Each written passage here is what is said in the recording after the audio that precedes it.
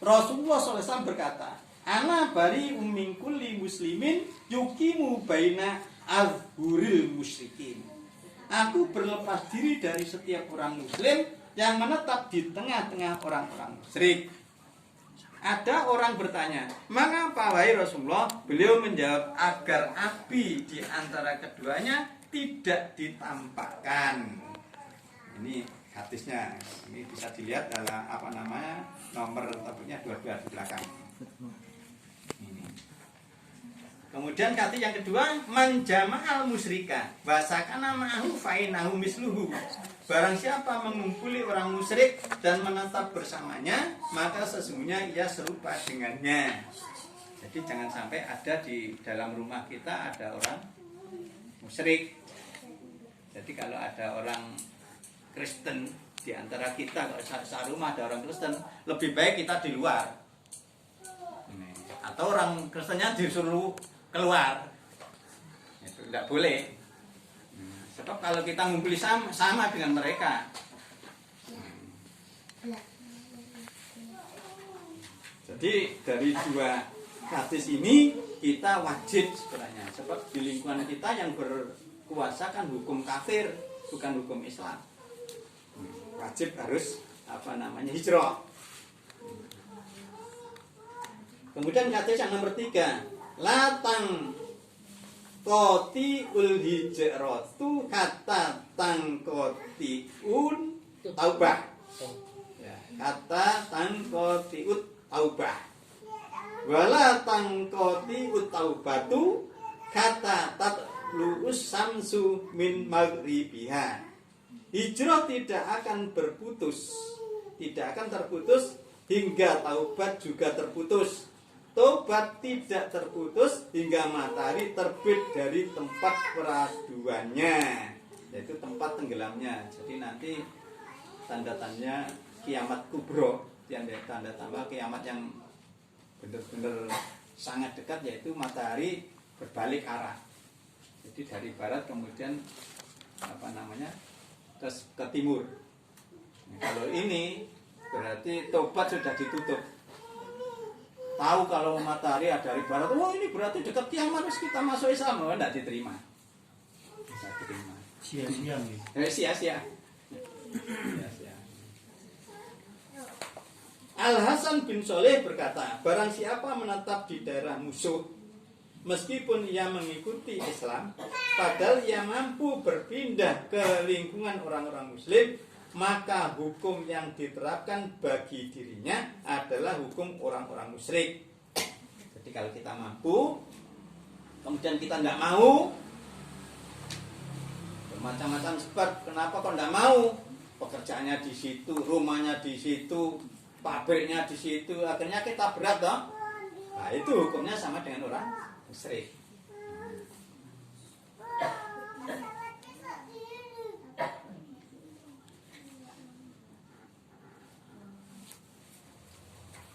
Ia dihukumi seperti hukum yang diterapkan terhadap prajurit perang, baik terhadap harta maupun jiwanya.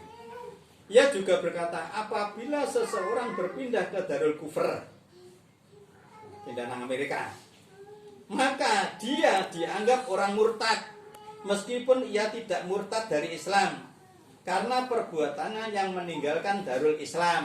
Jadi kita sudah di negeri Islam, sudah melaksanakan hukum Islam, kemudian kok justru pindah ya ke negara kafir, ke Amerika, karena apa? Oh S3-nya di sana, ini dihukumi sama dengan kafir. Ibnu Hazm juga berkata, barang siapa berpindah ke Darul Kufr dan daerah musuh karena memilih menjadi prajurit perang yang memerangi orang-orang muslim yang ditinggalkannya, maka ia adalah orang-orang murtad.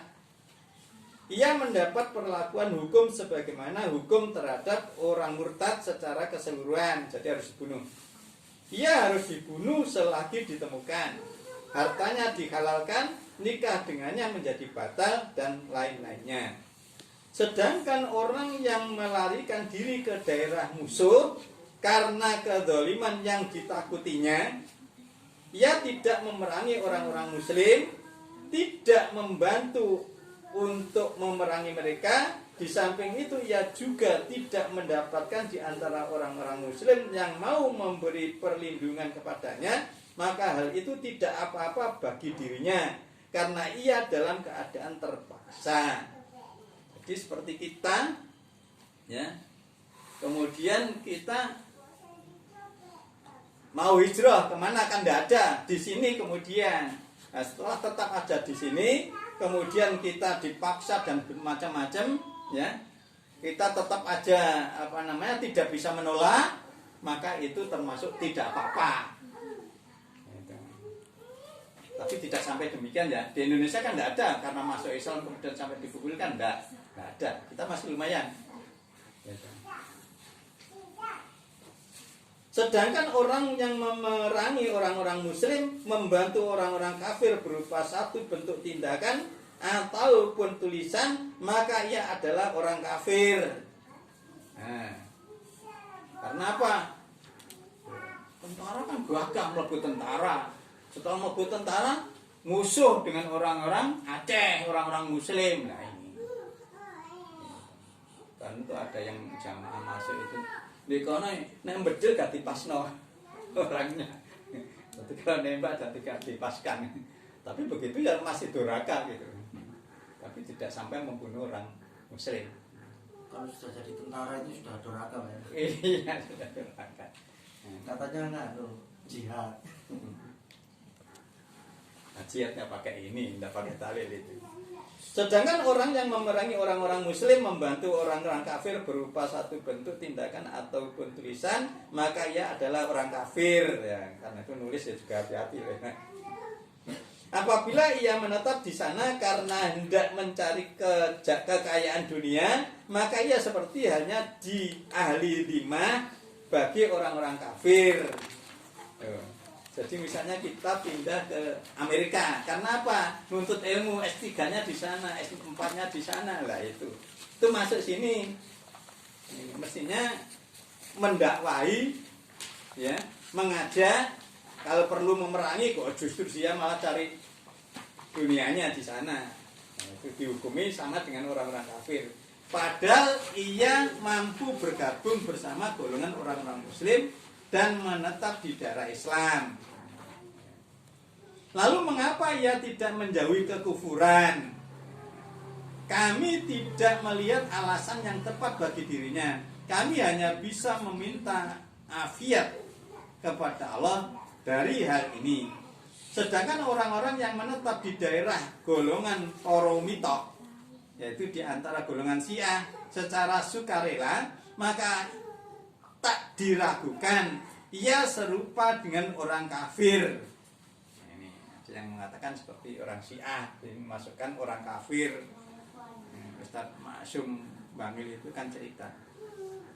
Jadi ada temannya yang kuliah di Iran sana. Jadi keset-keset itu gambarnya tulisannya Abu Bakar, Umar gitu. Jadi satu penghinaan. Jadi kalau Abu Bakar, Umar diinjak-injak terus gitu kan. Terus akhirnya tidak kerasan dia keluar dari Iran itu.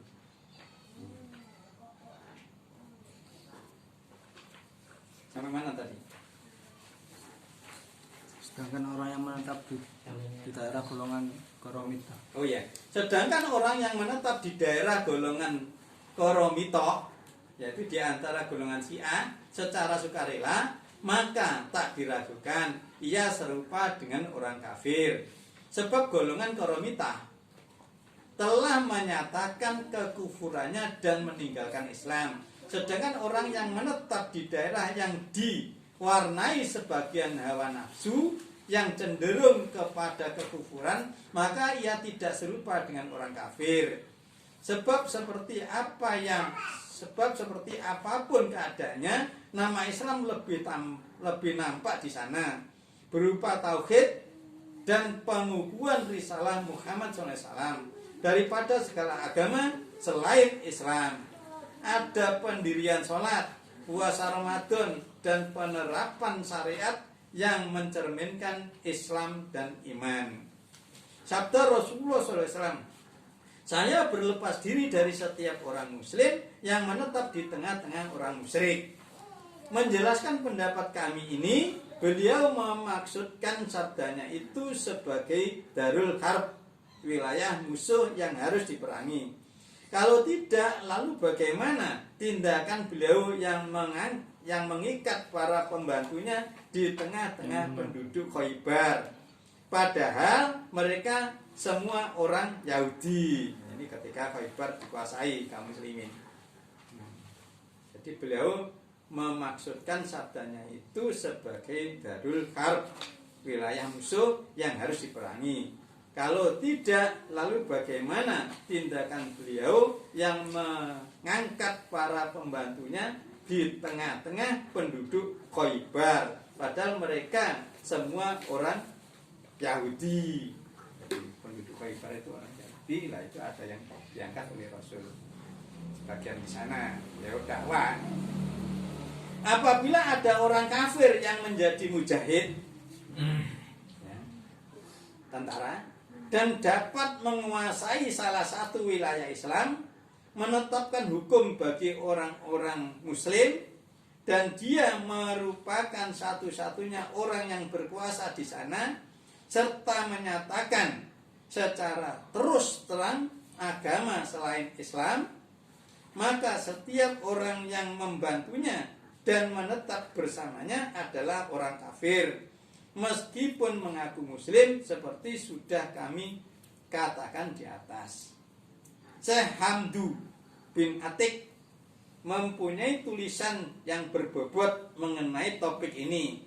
Ia membagi orang-orang yang menetap di Darul Harb menjadi 3 golongan. Nah, ini yang perlu diperhatikan ya. Golongan pertama, orang yang menetap di sana, di Darul Kufur maksudnya, negara kafir, ya, yang hukum tadi sudah tahu, yang hukumnya bukan hukum Islam, karena kehendak dan pilihannya sendiri untuk menyertai musuh-musuh Islam, ia meridhoi agama mereka atau menyanjunginya. Ia meridhoi mereka yang mencela orang-orang muslim atau membantu mereka menghadapi orang-orang muslim, baik dengan jiwa, harta, atau ucapannya. Orang semacam ini orang kafir, musuh Allah dan Rasulnya. Hal ini didasarkan kepada firman Allah yang artinya, janganlah orang-orang mukmin mengambil orang-orang kafir menjadi wali dengan meninggalkan orang-orang mukmin.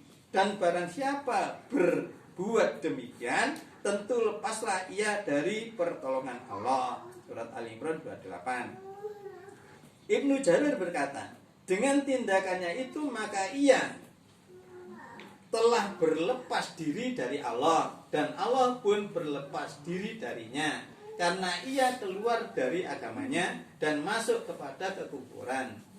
Allah berfirman, artinya, hai orang-orang yang beriman, janganlah kamu mengambil orang-orang Yahudi dan Nasrani menjadi pemimpin-pemimpinmu. Sebagian dari mereka adalah pemimpin bagi sebagian yang lain. Barang siapa di antara kamu mengambil mereka menjadi pemimpin, maka sesungguhnya orang itu termasuk golongan mereka. Rasulullah SAW bersabda, barang siapa mengumpuli orang musyrik dan menetap bersamanya, maka ia serupa dengannya.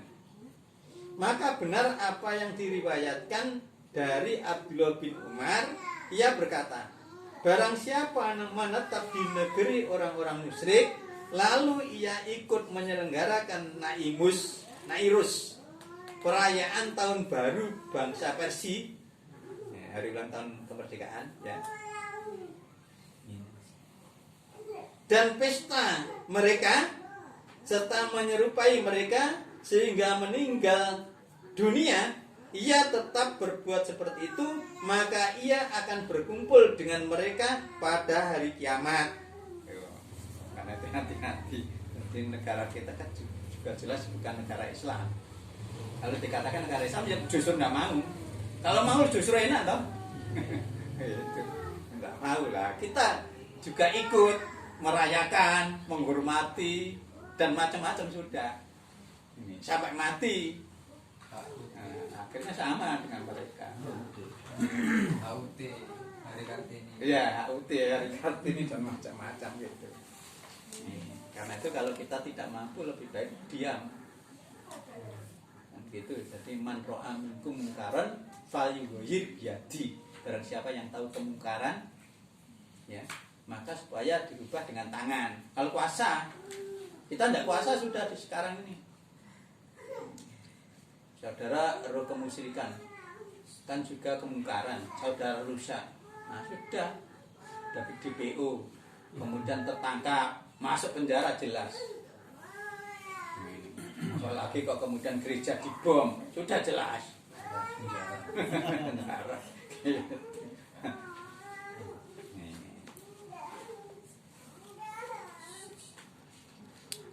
Jadi kita tidak usah ikut-ikut gitu. Kalau misalnya terpaksa lah, misalnya istighfar aja sudah, gitu loh. Uang barang terpaksa loh, kadang-kadang orang kan gitu ah. Kepaksa gitu. Kepaksa.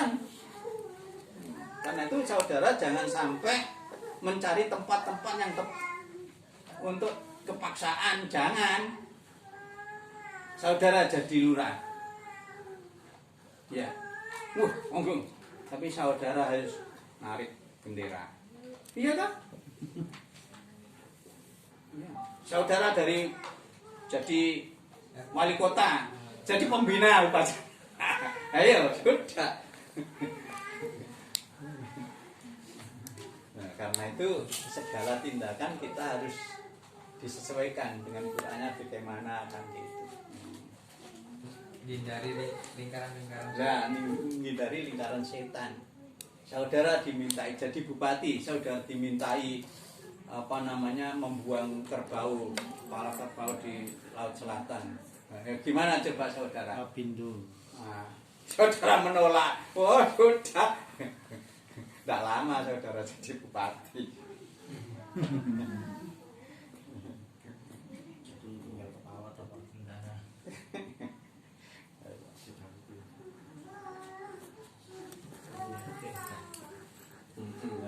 Paling rendah ya, Syekhul Islam Ibnu Taimiyah berkata, sudah jelas bahwa hal ini membuat dirinya menjadi orang kafir karena perbuatannya yang ikut bergabung bersama mereka dalam semua urusan itu. Jadi kalau kita ada kesempatan menghindar, lebih baik menghindar aja sudah. Ketika membicarakan tentang hal-hal yang membuat seseorang bisa disebut orang kafir, Syekhul Islam Muhammad bin Abdul Wahab berkata, barang siapa yang berlepas diri dari semua itu, namun penduduk negerinya berketetapan hati untuk memusuhi tauhid, lalu ia mengikuti orang-orang musyrik, mencari-cari alasan bahwa ia kesulitan meninggalkan negerinya, bahkan ia ikut memerangi ahli tauhid bersama-sama dengan penduduk negerinya dengan harta serta jiwanya, maka dia juga orang kafir.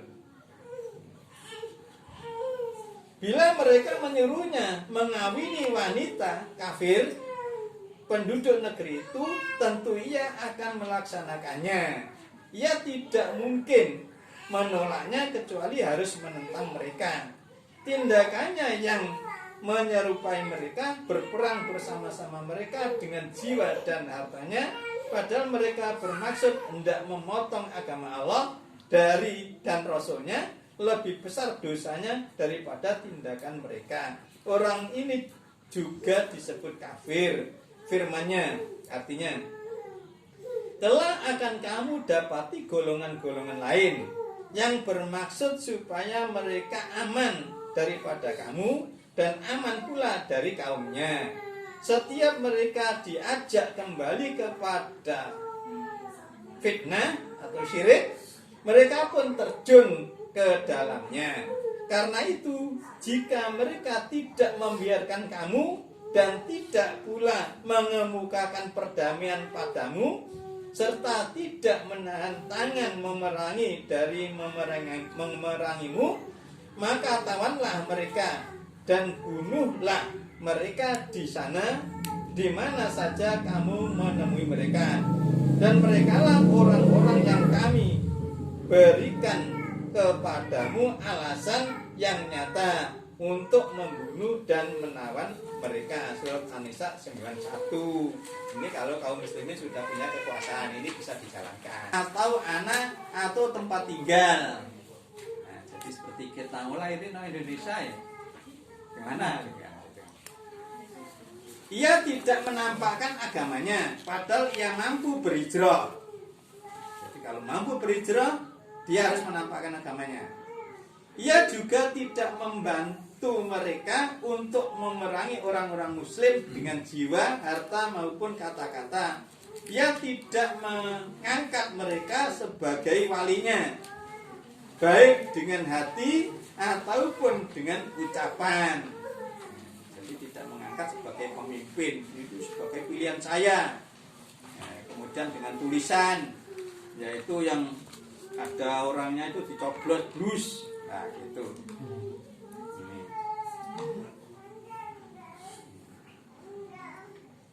Jadi tidak mau gitu, Pesta demokrasi. Ya, tidak mau pesta demokrasi, tidak mau. Para ulama tidak menganggapnya kafir, hanya karena hidup di tengah orang-orang kafir, jadi seperti kita.